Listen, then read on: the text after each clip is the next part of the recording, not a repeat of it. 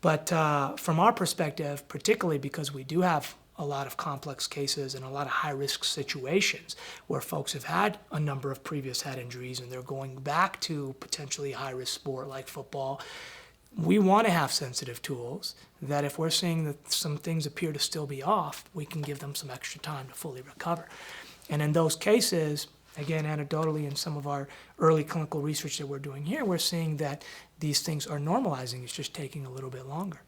And we know that the proximity factor is a big deal in head injuries and long-term issues. So if folks have head injuries with low proximity, back-to-back, so to speak, then they're going to have more problems down the road.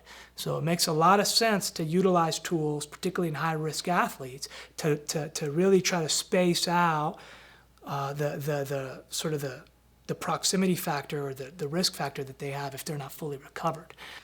Those head injuries that tend to be closer in proximity can result in more long-term issues. So if we have some tools that can help reduce the risk of that, help us really figure out, are they really truly fully recovered, or are they still maybe in the healing window, even if it's 95%, even if they feel good, the brain hasn't really gotten back to that equilibrium yet, and space it out a little bit further. So if there is another head injury coming down the road, at least the proximity isn't so close, because the closer the proximity of head injuries, the more problems that folks are going to have down the road.